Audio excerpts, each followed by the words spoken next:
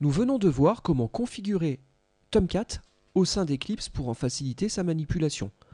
Démarrage du serveur, arrêt du serveur, et ainsi de suite. Nous allons maintenant nous focaliser sur la mise en œuvre de pages HTML dynamiques grâce à la technologie Java EE 7.0. Ce qu'il faut savoir, c'est que cette plateforme Java EE 7 vous propose en vérité un certain nombre d'API, un certain nombre de librairies permettant la mise en œuvre de pages HTML dynamiques. Citons notamment l'API des servlets, l'API des JSP, les Java Server Pages, et l'API des JSF, les Java Server Faces. D'une certaine manière, ces trois API sont architecturées en couches. Effectivement, l'API des JSP utilise directement les servlets. C'est un petit peu moins vrai pour les JSF. Les JSF peuvent s'appuyer sur les JSP, mais disons que cette solution un petit peu ancienne a été légèrement dépréciée au profit de l'API des Facelets, qui par contre, elle, ne fait pas partie de Java EE 7. C'est une librairie qui est proposée par la fondation Apache et qui est plutôt un complément à Java EE, et JSF peut s'appuyer dessus. Notons aussi que sur ce diagramme, je fais apparaître une autre boîte, c'est la boîte la EL, l'Expression Language, qui permet à vos pages HTML dynamiques de pouvoir faire des liens à des données qui vont être stockées dans différents contextes. Bon, nous reviendrons sur ces aspects-là un petit peu plus tard. Nous allons dans un premier temps nous focaliser sur l'API des servlets. Alors soyons clairs, l'API des servlets c'est une API d'assez bas niveau. Pour pouvoir mettre en œuvre notre première page HTML dynamique, on va un petit peu en baver dans une certaine mesure. Les choses auraient pu être plus simples avec les JSP ou les JSF. Néanmoins, si je souhaite vous montrer les servlets, c'est pas pour rien. Les couches du dessus peuvent s'appuyer sur les servlets. Et deuxièmement, les servlets sont incontournables si vous devez produire autre chose que du HTML dynamique. Imaginons que vous ayez à générer des factures au format PDF. Vos documents PDF dynamiques, vous n'aurez pas d'autre solution que de les produire via les servlets. En tout cas, tant que vous restez dans le contexte de Java EE, bien entendu. C'est pareil, si vous voulez faire de la production d'images en dynamique côté serveur, les servlets seront incontournables. Donc il y a des situations où les servlets sont très pratiques et incontournables. Il y aura d'autres solutions où peut-être on pourra faire les choses différemment. Bon, néanmoins, commençons par jeter un petit coup d'œil sur cette API des servlets. Alors, au niveau de Java EE 7, l'API des servlets, comme vous le voyez ici, est en version 3.1. Parfait.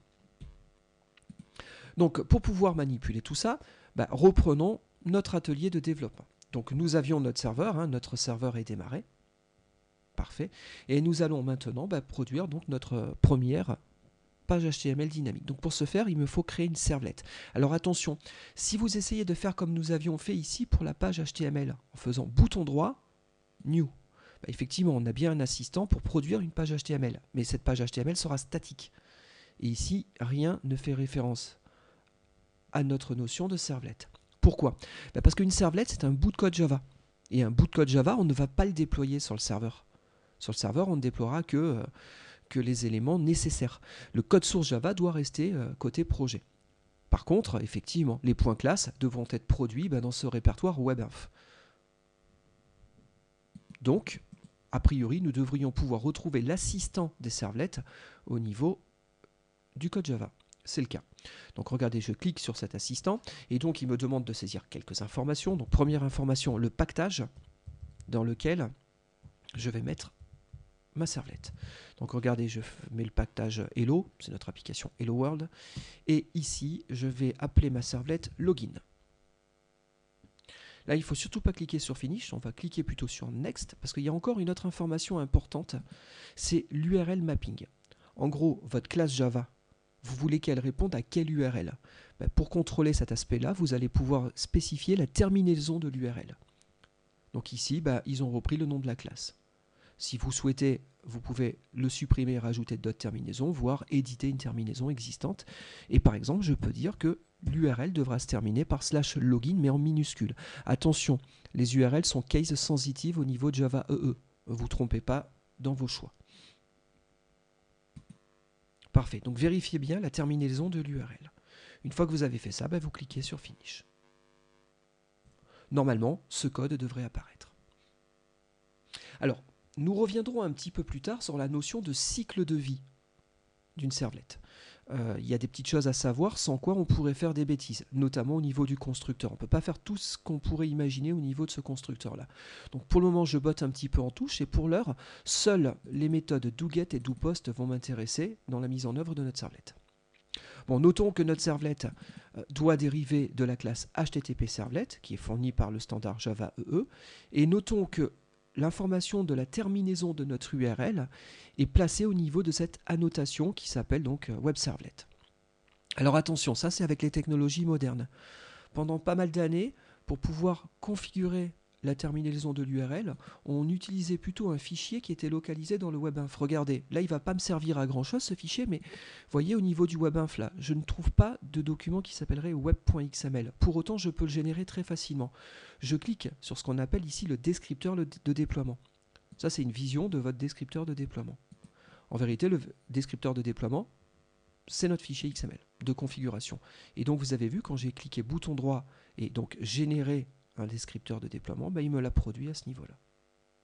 Et donc avant, pour faire le lien entre la terminaison et la classe qui est ici, il fallait que j'édite un petit peu de XML. Allez, au cas où vous croiseriez encore ces syntaxes-là, je vous en montre juste un exemple, histoire que vous sachiez l'écrire le cas échéant. Là, je revois juste un petit peu mon indentation, parce que j'aime bien des retraits de 4 caractères, ça c'est un point de détail. Et donc ici, je pouvais configurer des servlettes. Au niveau de cette servlette, il me fallait lui donner principalement deux informations importantes. Il me fallait fournir le servlet name. Alors ça, c'est un nom arbitraire que vous allez donner vous-même. Pourquoi pas login. Et surtout, ce que vous spécifiez, c'est le nom de la classe auquel cette servlette est associée. Regardez, là je choisis la classe dans mon explorateur de projet et je fais bouton droit, copy qualified name. Cela me permet d'avoir le nom de ma classe, pactage compris. Ainsi, j'évite les fautes de frappe. Excusez-moi, c'est servlet classe. Autant pour moi. Parfait. Donc j'ai une servlette, elle s'appelle login, elle est associée à cette classe-là. Et maintenant, ce qu'il fallait que je fasse à l'époque, c'est rajouter servlet mapping. Je lui disais que ce mapping s'appliquait à ma servlet login, et que la terminaison, l'URL pattern, était /login. Bon, c'était l'ancienne façon de définir l'association entre la fin de l'URL, la terminaison de l'URL, et le code de la classe considérée. Bon, notez que ça prend pas mal de lignes. Notez aussi qu'on pouvait faire une petite erreur entre la chaîne de caractères ici et celle qui était marquée ici. C'est cette chaîne de caractères, ce sont ces chaînes de caractères qui permettent de faire le lien. Si jamais vous vous êtes trompé, ne serait-ce que d'une minuscule ou d'une majuscule, du coup la configuration n'était pas bonne. Bon, tout ça, c'est considérablement amélioré, et donc aujourd'hui, en lieu et place de tout ce tas de XML, on préfère utiliser la notation que je viens de vous montrer. Donc ça, c'était l'ancien code. Bon, notez aussi qu'à ce niveau-là, vous êtes en mesure de pouvoir dire quelle est la page d'accueil. Pourquoi pas, je peux dire que c'est ma servlette login qui correspond à ma page d'accueil quand je vais arriver sur le serveur. En gros, c'est si je mets /login, il ira directement sur ma servlette. Si je ne le mets pas, il le rajoutera de manière implicite. C'est ma page d'accueil. Parfait. Éventuellement, vous pouvez même mettre un nom ici. Pourquoi pas.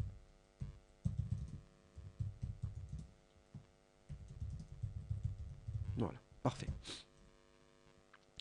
Donc, notre servlette est configurée via le nouveau mécanisme d'annotation.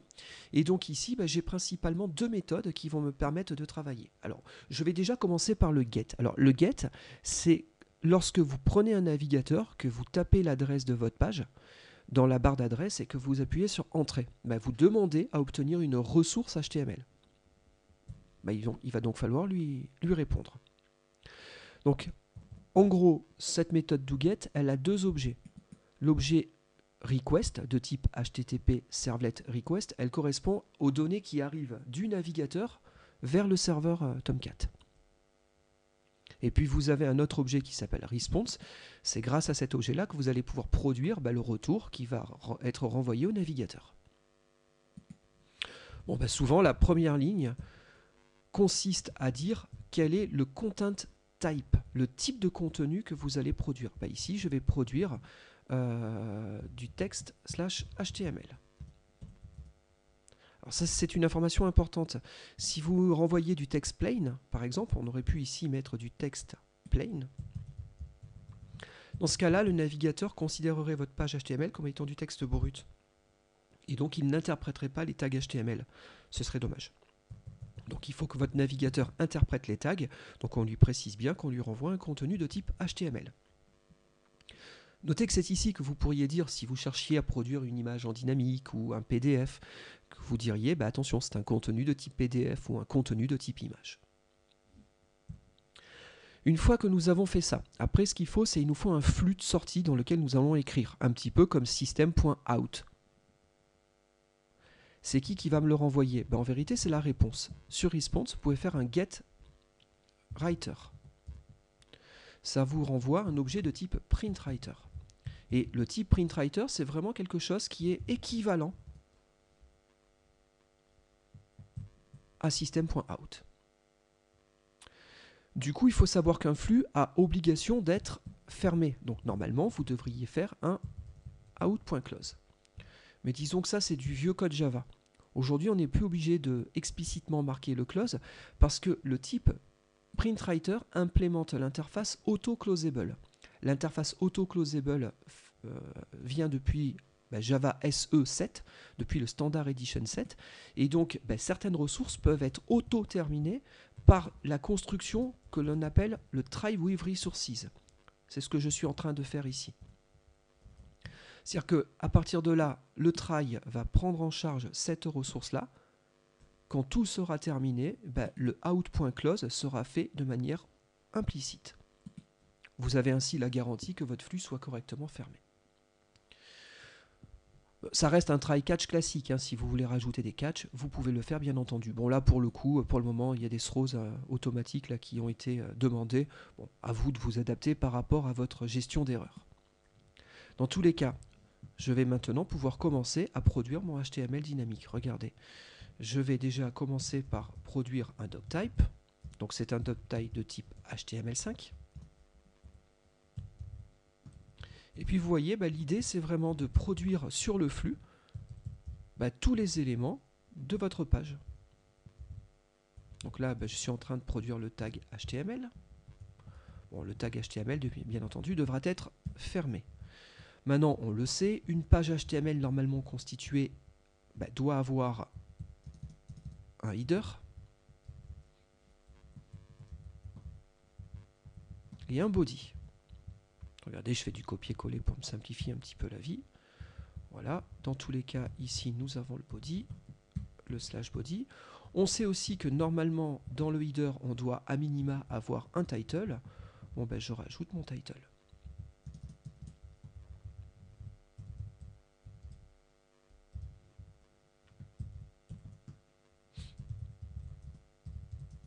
Voilà, donc là, veuillez vous identifier, pourquoi pas. Donc ça, ce sera mon titre de document.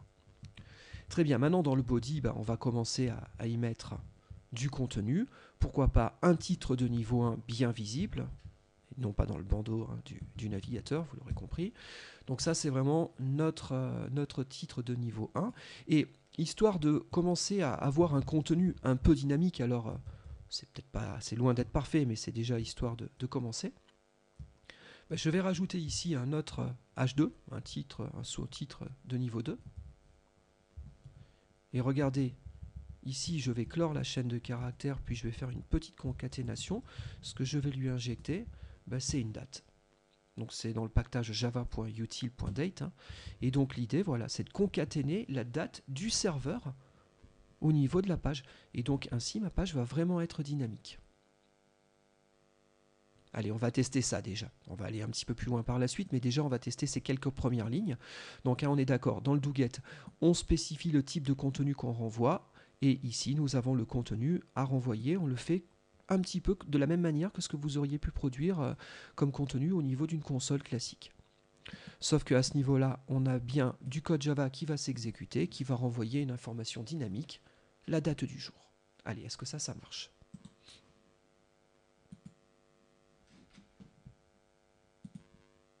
Vous voyez, je fais un run as on server, hein. Je lui demande bien de déployer dans notre Tomcat. Je lui dis c'est pas la peine de systématiquement redémarrer le serveur, il se met à jour automatiquement dès lors qu'il y a des modifications. Je clique sur OK et l'effet démo.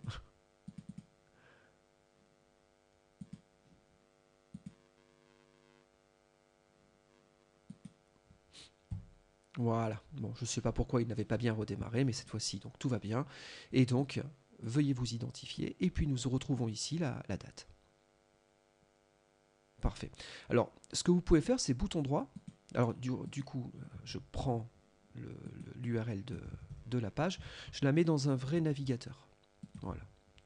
Et regardez, je fais bouton droit ici et je demande à afficher le code source de la page. Ce qu'il faut bien comprendre, c'est que le navigateur, lui, ce qu'il va recevoir, c'est le contenu HTML tel qu'il a été produit par votre page dynamique. Alors c'est vrai que là le formatage n'est pas forcément nickel. Si vous voulez après pouvoir regarder un petit peu mieux ce qui a été produit, bon, bah, rien ne vous empêche ici de rajouter, pourquoi pas, les retours à la ligne. Vous voyez là je mets moi-même les retours à la ligne.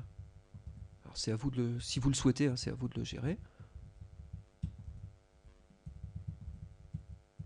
Voilà. Bon bah là j'attends un petit peu, vous voyez, il y a eu ici republish, là il s'est resynchronisé maintenant, mais vous le voyez aussi au niveau de la console. Vous voyez, il vous dit le rechargement du contexte est terminé, donc il a vu qu'il y avait une modification, donc il a pris acte de la modification. Bon bah si là je réactualise le code source, vous voyez que cette fois-ci j'ai bien téléchargé le code source avec mes retours à la ligne.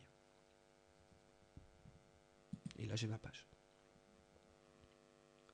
Parfait, allez on enrichit un petit peu notre contenu. Si on gère une application web, cette application va devoir échanger des données. Donc pour simuler ça, ce que je vais faire, c'est que je vais rajouter un formulaire. Ce formulaire, la méthode de soumission, ça va être en post. On va soumettre les données en post. Alors il faut savoir qu'au niveau de HTML, une chaîne de caractères peut être mise entre simple cote ou entre double cote. Mais comme Java utilise déjà les doubles cotes pour les chaînes de caractères Java, pour HTML, je préfère ici les mettre entre simple cotes, ça m'évite les conflits. Parfait. Et puis on va rajouter action. Action, c'est à qui on soumet. Quand je vais soumettre ce formulaire, à qui les données vont partir. Bon, ce que je peux dire, c'est que les données vont à login, à elle-même. Du coup, c'est même pas obligatoire de le mettre. Si vous mettez pas action, par défaut, il soumet à lui-même. Il soumet à la page qui a servi à produire le contenu HTML. Donc du coup, vous n'êtes pas obligé de le répéter une seconde fois. Bon, très bien. Là, je clôt mon formulaire. Et dans ce formulaire, je vais y mettre 3 champs, 2 champs de saisie. Alors les champs de saisie, c'est des inputs. Ce sont des inputs de type texte. Et ces inputs, pour pouvoir les manipuler côté serveur, on va donner un name. Le name, c'est le nom qui va être envoyé pour la donnée côté serveur pour qu'on puisse après la manipuler. Ça, ce sera la zone TXT login. Voilà. Je vais mettre un petit préfixe devant, login de point. Et puis, pourquoi pas, un retour à la ligne, BR. Du coup, on fait la même chose pour le password.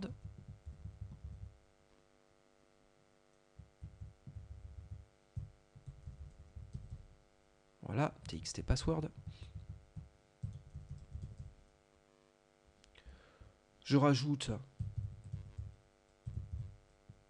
un retour à la ligne supplémentaire. Alors attention, notez bien, les BR, les breaks, ce sont des retours à la ligne HTML pour que visuellement au niveau du HTML, les choses soient les unes en dessous des autres.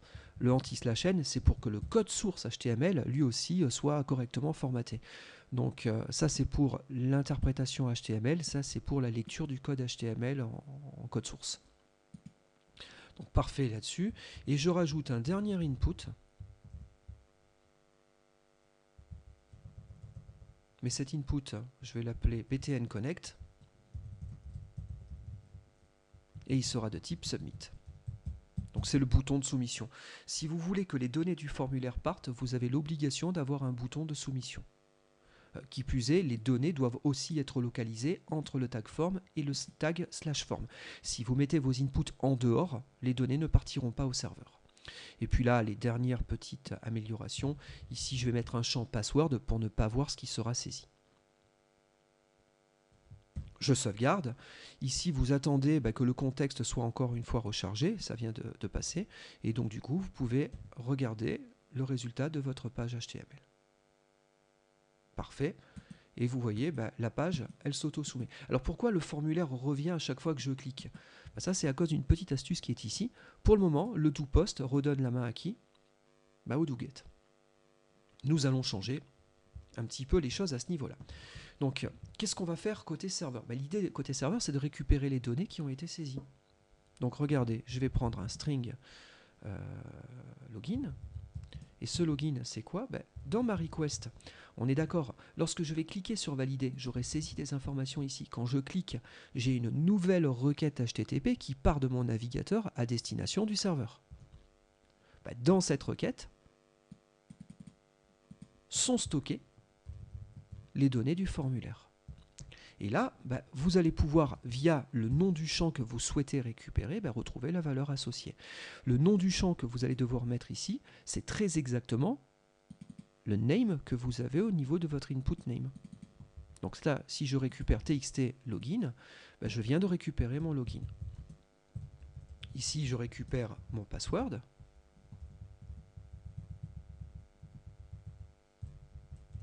Voilà. Et maintenant, je vais pouvoir travailler. Alors, on va imaginer un petit scénario. Pour l'heure, on n'a pas forcément de base de données. Donc, on va dire qu'on est connecté en succès à une seule condition. C'est que notre login il soit equals. Allez, abonde, pourquoi pas. Et que notre password il soit equals à 007. Allez, pourquoi pas. Si jamais nous avons bien saisi ces informations-là, nous sommes en succès. Sinon, il y a un problème, on repart sur le formulaire. Allez, là pour le moment, je fais quelque chose de vraiment ultra basique. C'est pas très propre, mais c'est juste pour la bonne forme. Si on est connecté en succès, pour le moment, je vais juste faire un out.println OK. Oui, tout à l'heure j'ai fait une petite bêtise. C'est peut-être plus simple de le faire comme ça. Bon, ça c'est des points de détail. Mais tout à l'heure, je vous ai rajouté les anti/n en fin de ligne. C'est possible, hein. Mais sinon, vous pouviez faire des println ici. Je ne sais pas pourquoi j'ai pas fait ça. Mais regardez, allez, je corrige. C'est peut-être un petit peu plus propre de travailler de cette manière-là.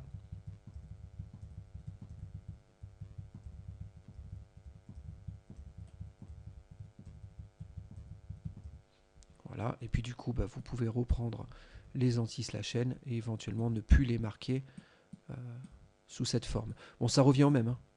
Que vous le demandiez à votre println de lui-même rajouter l'anti/n ou que vous le marquiez explicitement, au final, c'est à peu près la même chose. Mais bon, allez, c'est peut-être plus lisible comme ça. Là, ce que je voulais vous convaincre, c'est que l'API des servlets n'est pas forcément la plus adaptée pour de la production de pages HTML. On va s'en apercevoir au travers des différentes manipulations qu'on va continuer à réaliser. Mais déjà, on voit bien venir les choses. Le HTML en plein milieu des chaînes Java, c'est pas forcément ce qui est de plus terrible. Bon. Constat, c'est que ça marche, mais c'est pas forcément ce qu'on a de plus sympa. Si on peut enlever déjà les anti/n, ça améliore quand même un petit peu la lisibilité de votre code néanmoins. Donc, ou on a bien saisi les bonnes informations et on affichera simplement OK, ou on a un mauvais login ou un mauvais password et on repart sur le formulaire. Allez, testons si déjà ce petit bout de code-là fonctionne correctement. Regardez, je redemande ma page, impeccable. Donc du coup, je suis Toto, mon mot de passe c'est 008, pourquoi pas, validé. Vous avez vu, on est resté sur le formulaire. Alors ce qui m'embête là, c'est qu'on a perdu les données saisies. Je suis obligé de ressaisir mon login, ça c'est vraiment dommage. Pour autant, c'est le comportement de base de HTML. HTML, le formulaire était vierge. Donc, dès que vous revenez sur la page, le formulaire est de nouveau vierge. C'est dommage. Bon, testons néanmoins un cas en succès. Et là, vous avez vu, on est bien en OK. Alors, pourquoi j'affiche OK? Parce que je suis allé à mon formulaire en poste. J'ai soumis des données en cliquant sur le bouton du formulaire. Par contre, comprenez bien que si je me mets dans la barre d'adresse et que là, je tape « Entrée », là, je fais une demande en get, donc je repars sur le formulaire. D'accord? Bon, ce petit point ayant été précisé, revenons sur notre code. Ce que j'ai envie d'améliorer, c'est le fait que quand on va revenir sur le formulaire, qu'on n'ait pas perdu les données saisies. Eh bien regardez, je vais reprendre ça et je vais ici remettre l'acquisition de mes informations. Regardez, si je reviens si j'arrive en poste, de toute façon, je repartirai via le doGet sur la génération du formulaire, mais en lui repassant bien la requête. Donc dans la requête, il y aura bien des informations. Par contre, le premier coup, lorsque vous demandez la page pour la première fois, login et password, il n'y aura pas forcément quelque chose dedans. Hein. On va vérifier les choses. Je vais faire un système.out.println. C'est pas forcément une bonne idée, mais c'est pour avoir le contenu à ce niveau-là. Et là, je vais afficher login plus un séparateur plus mon password. Juste pour voir ce que je récupère la première fois. Regardez, ici, a priori, le rechargement a dû être réalisé. Je reviens ici, je demande mon login. Voilà. Et donc, qu'est-ce que j'ai? J'ai nul et nul. Attention. Donc, du coup, pour éviter d'avoir un null pointer exception, ici, j'ai envie de dire si mon login est égal à nul, dans ce cas-là, login égale chaîne vide. Voilà, pourquoi pas. Et puis, je fais la même chose sur mon password. En gros, c'est si c'est la première fois, le password, je le mets à chaîne vide. Et pourquoi c'est pratique? Parce que du coup, maintenant, je peux m'amuser ici à rajouter l'attribut value sur le tag input. Hein, et le value, c'est la valeur initiale.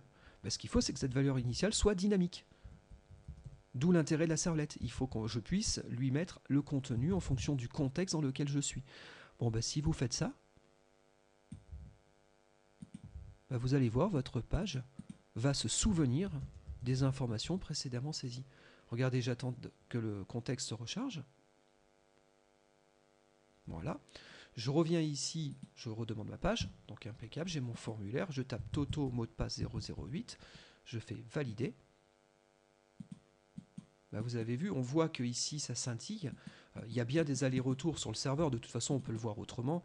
On peut aussi le revoir en faisant un affichage. Hein. Regardez. Sysout in the doPost. Impeccable.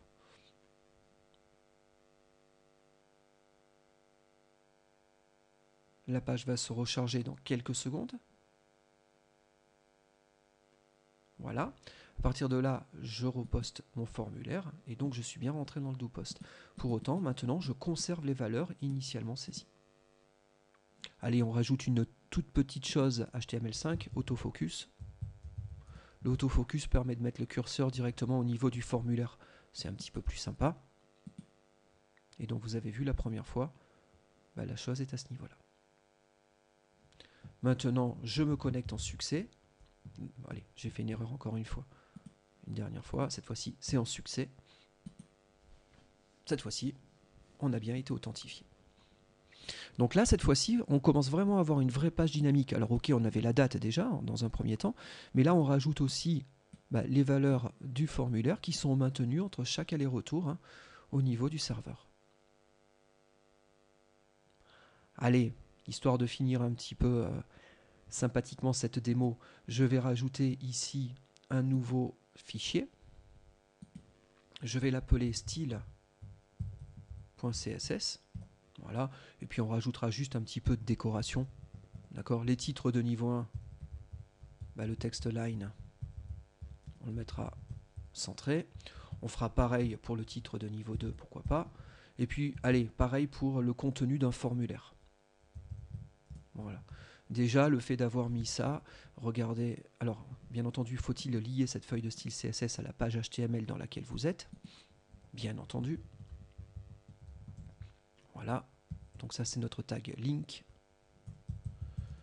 On fait une relation de type stylesheet. On veut lier une feuille de style. Le langage utilisé pour la définition de cette feuille de style, pour le moment, on n'a pas trop le choix, c'est du CSS. Il n'y a qu'un seul langage supporté à ce jour. Et la référence hypertexte, c'est style.css. Parfait. Donc là, nous avons maintenant le lien à notre feuille de style. Normalement, le contexte va se recharger dans quelques secondes. Je peux réactualiser ma page. Ah, j'ai dû commettre une petite erreur quelque part. Text line center pour les H1, H2 et forme.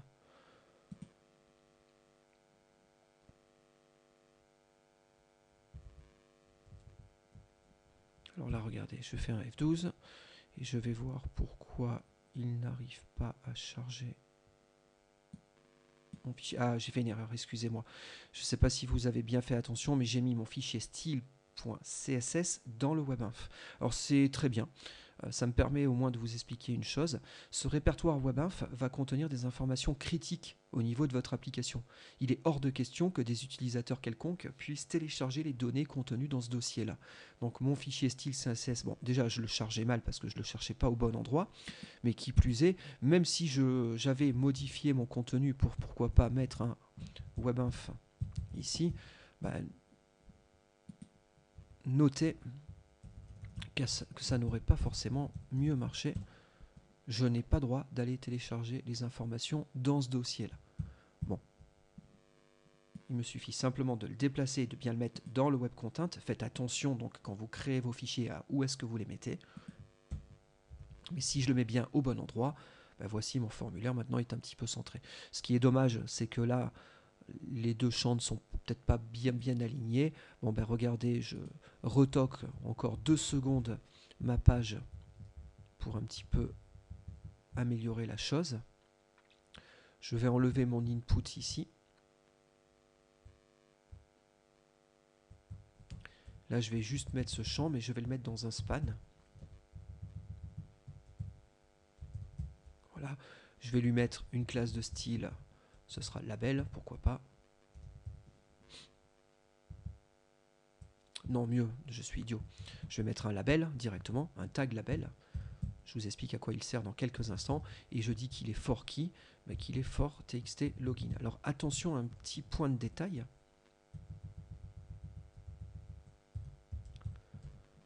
La référence ici, qui dit que c'est le label de cet input, il faut savoir que ça fait référence à l'ID et non pas au name. Mais l'ID, je vais remettre la même chose. Alors pour que ce soit clair, l'ID, c'est pour tout ce qui se passe côté client, notamment les traitements JavaScript ou les attachements de ce type-là. Le name, c'est le côté serveur. La plupart du temps, vous avez les mêmes identifiants pour l'ID et pour le name. Parfait. Donc je fais la même chose. Je remets un autre label. Ce label, il est for txt password. Voilà, ça c'est le contenu de mon label. Et ici, j'ai mon champ qui contient mes informations. Normalement, ça va être rechargé dans quelques secondes. Et du coup, j'en profite ici pour dire que les labels, je veux contrôler la largeur du champ. Donc il faut que je change mon display et que je passe en inline-block. Par défaut, on est en inline. Mais l'inline ne permet pas de contrôler la taille. L'inline block le permet. Donc maintenant, je peux dire que mon width, c'est pourquoi pas 120 px. Comme les deux labels auront très exactement la même taille, du coup, les deux champs seront calés au même niveau. Et puis, dernière petite chose, on est dans le form qui, par défaut, a un text line qui est à center. Du coup, il s'est propagé dans les sous-tags. Je peux dire spécifiquement pour les labels que je veux que le text line soit plutôt left, excusez-moi. Bon voilà, on a notre petit formulaire qui commence à être un petit peu looké. Bon, si après vous voulez rajouter des couleurs ou ce genre de choses, je vous laisse faire à votre convenance. Voilà, c'est peut-être pas très joli. Voilà.